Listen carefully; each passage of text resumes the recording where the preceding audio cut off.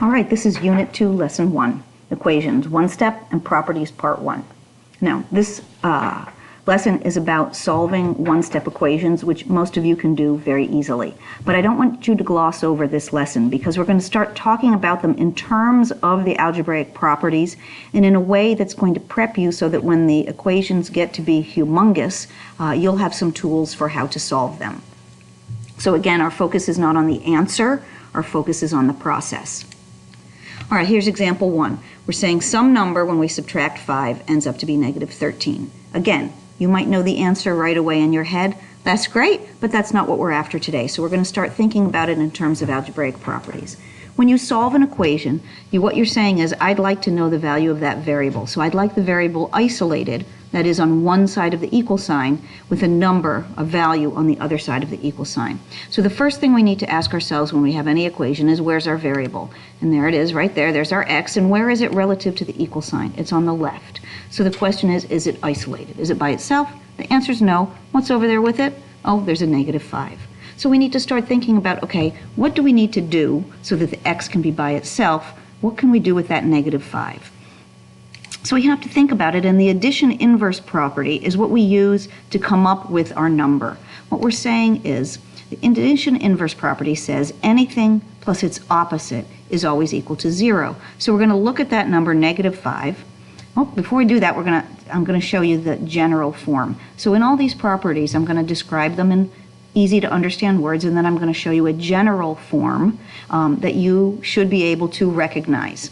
So you can see the general form here shows a number and its opposite, so a and its opposite, the opposite of a, and it comes out to be 0. So that's what we're going to use to think up the number that we're going to use to solve the equation. So we've got this negative 5 that we'd like to go away, and so the opposite of that is positive 5, so there's our number. So what can we do? Well, we're going to use the addition property of equality that says if you add the same value to each side of an equation, it's going to remain an equality. So here it is in general. We've got an equation, a equals b, and then what we've done is we've added the same value to each side, c and c, and it says that that's still going to be equal. So we're going to do that to solve. We're going to show plus 5, and this is what you should be writing down on your paper, plus 5, and then you can see that if we add up the values on the left side of the equal sign, x, negative 5, and 5 will combine like terms. Negative 5 and 5 make 0, so we don't need to write it, so we have an x, and on the right side, negative 13 plus 5 is negative 8.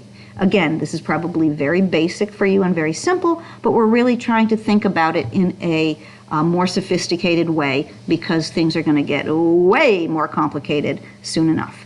All right, example 2, negative 8 equals x plus 2. We're going to think, where's the x? Where is it relative to the equal sign? And we've got this 2 over there, this positive 2. So we're going to use that addition inverse property again, right?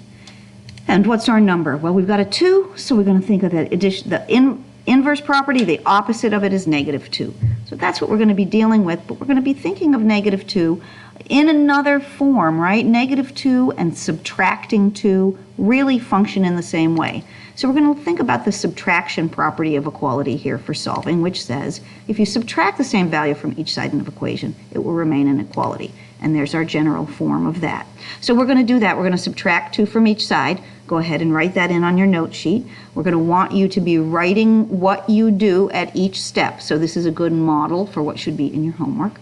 Okay, and then on the left side of the equation, negative 8 and negative 2 makes negative 10. And on the right side, we've got x.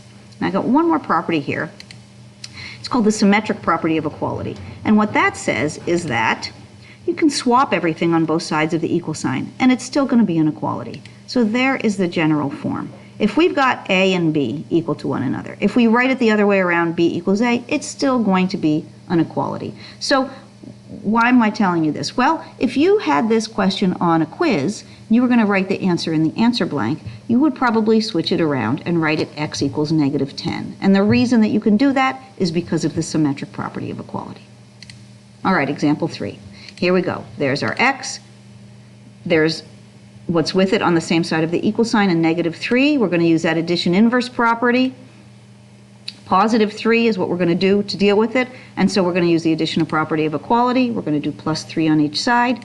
We get x equals 8. All right, example 4. Here we go. Now our variable is a w, and you can see that there is a -3 with it. So you ask yourself, how is that -3 attached to the w? What operation is going on there? And in fact, it's being multiplied. So now we're going to be using a different property.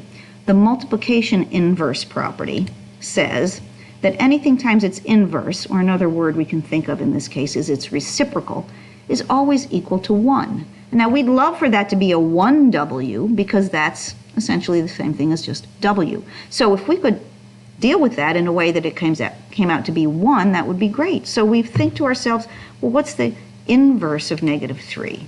Okay? So let's think of it in another way, because we're actually going to be doing it slightly differently. We can think of the inverse of a as 1 over a. The reciprocal of a is 1 over a.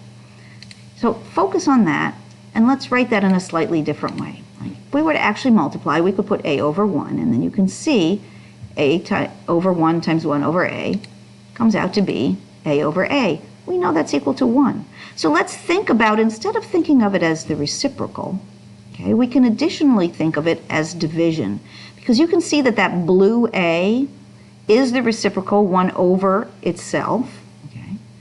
But then you can also see in that last part where the blue a is in the denominator, which is a division situation. So when we think of this -3, we're thinking of its reciprocal, but we're also thinking of it as division.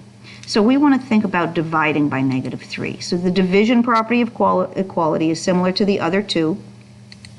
If we divide the same value on each side of the equation, it will remain an equality. So there's what it looks like in general. So we're going to be showing that. We're going to divide each side by -3. Now, we're not using that division symbol like we did in elementary school. We're going to be using the fraction bar to show division. And that's why we showed that initial general form in that way as well. So we're dividing each side by -3, and then we solve and simplify on both sides, and we get 4 equals w. That symmetric property of equality, again, tells us we can write it as w equals 4. All right, example 5. Now we've got a situation, there's our x, and we've got a 5 with it, and the 5 is being divided because it's in the denominator of the fraction. So thinking of the multiplication inverse property again in the same way, okay, but this time we're going to sort of undo it in a different way, and that's using the multiplication property of equality. If we multiply the same value on each side of an equation, it will remain an equality. There's our general form, and I realize that my C should be blue, and it's not, so I'm not going to fix it, but I wish it were blue. All right, so what we're going to do is then take 5 and multiply each side of our equation by 5. Simplify it, we get -150 equals x. That symmetric property of equality, again, gives us x equals -150. All right, now example 6, a little bit different, but really we're combining two things here, because take a look. We have a -2/3 being multiplied by m, but we're really going to think of it in two ways. That 3 in the denominator really is a divided 3. So we'd like to sort of undo that by doing the reciprocal by multiplying by 3. So I'm going to show that we're going to multiply by 3 on each side. Now, we've also got a 2 in the numerator, so that's really acting like it's multiplying by the whole number 2, which we'd like to undo that by dividing by 2. So I'm going to show that I'm going to divide each side by 2. Well, hey, take a look. We had a multiplied 2/3, and in doing both of those operations, you can see that in fact what we're doing is multiplying by the reciprocal. Multiplying by 3 and dividing by 2 is the same as multiplying by 3/2. So here we go, we're going to multiply by 3/2, except what we want to have happen is when we do our undoing operation, we'd like to be left with 1 times our variable. And we have to pay attention to the sign. So we have a negative value, and if we're multiplying by a positive, we're going to have a -1 left over instead of a +1. So in fact, we'd like to multiply each side by -3/2. You can see if I multiply -2/3 by -3/2, it would come out to be +1. And in the same regard, on the other side, -3/2 times 10, or 10 over 1, is going to be -15. So when we simplify, we get -15 equals m. All right, one last example like this. This is very similar to the last one, except you can see we have a mixed number on the right-hand side. Well, in an algebra equation, we never, ever, ever operate with the mixed number. So as soon as you see a mixed number, the immediate step you need to take is to change it to an improper fraction. So we're just going to rewrite our whole equation exactly the same, except we're going to change 7½ to 15/2. So that should be the first step that you're writing on your note sheet. Now we have to look and see where is the x. The x is on the left. What's with it? A 5/2. So we're going to multiply by the reciprocal, which is 2/5. Remember, you want to focus on what's with the x and undo that. Okay? You're not dealing with the 15/2, you're undoing the 5/2. So we're going to multiply each side by 2/5, and we get x equals 3. All right, now, that's a lot of stuff. And again, most of it you know, but I want you to start thinking about it in that different way. And in addition, all those properties you need to be able to understand, use, and recognize. And you need to be able to recognize them in example form and also in general form. So we have a few more properties to wade through. So let's go. So remember when we were solving an equation, we did +3 on each side? Well, the reason that we could do that really is because that's another equation. +3 we know is equal to +3. So that is an example of the reflexive property of equality, which says that anything is equal to itself. There's our general form, A is equal to A. Don't get this confused with the symmetric property of equality. They are similar, but they are different. So make sure you can know which is which. All right, the transitive property of equality says if one thing is equal to a second thing, and the second thing is equal to the third, that means the first and the third are going to be equal. So here's what that looks like. If A is equal to B and B is equal to C, then we know A is equal to C. Well, for some people, looking at that in the general form is confusing. So I'm going to give you a real-life example. If I go to the store and yogurt costs the same thing as an avocado, and the avocado costs the same thing as the pineapple, then we know that the yogurt costs the same thing as the pineapple. That's an example of the transitive property of equality. All right, the commutative property of addition says the order doesn't matter when you're adding. What we're saying is that if we have A plus B, if we switch it around as B plus A, that still equals the same thing. The commutative property of multiplication is similar, saying the order doesn't matter when you're multiplying.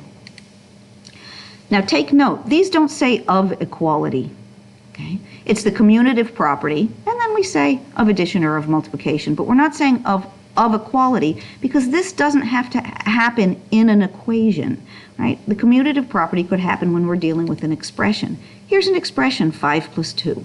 If we take it and swap it around as to 2 plus 5, it's still going to equal the same thing. So this does not have to happen in an equation, therefore we don't have to say of equality. So let's think about it. Is there a commutative property of subtraction? Let's take a look. If I swap around 5 minus 2 to 2 minus 5, we're getting a different value. So there's no commutative property of subtraction, nor is there one of division. All right, the associative property of addition is similar. It pretty much says that the order doesn't matter when you're adding 3 terms. Here it is in general form. There's a similar one for multiplication, and here are some examples. You can see that if we add the 5 plus 2 first and then the 4, or the 2 plus 4 first and then the 5, we get the same value. Again, no of equality in these properties. Distributive property you've been using already. We know what it means, but here's a way to write it in general form. If we're multiplying a number of times expressions in a parentheses, it distributes to all the pieces of that expression inside the parentheses. Again, no of equality because we could do this in an expression. All right, we have some identity properties. We want to focus on that word identity. These are sometimes confused with the inverse properties, but focus on the word identity because it means what number will result in the identical value we start with when we perform an operation. So when we talk about the addition identity, we're saying, okay, if we start out with a value, what do we add to get the same exact value? And that's 0. Anything plus 0 equals itself, the identical value we started with. The multiplication identity is what do we have to multiply something by to get the exact same thing, and the answer is 1. Now, the inverse properties are a little bit different. Focus on that word inverse. What's the result when you perform the inverse operation? So when we're doing addition, the inverse says, okay, what do we do? What happens when we take a number and we do its inverse, which is sort of another way of saying its opposite? So what happens when we add a number and its opposite? The answer is always 0. How about multiplication? What happens if we take a number and we multiply it by its inverse, which is reciprocal? That's the word we usually use for that. So a number times its reciprocal, it's always going to equal 1. Then we have a couple others. Property of 0 says if you multiply something by 0, it's always 0. And the property of -1 says anything times -1 is always equal to its opposite. Whew, that was a lot. I appreciate your patience in waiting through all that. Remember, you need to be able to recognize, to use, and name all these properties.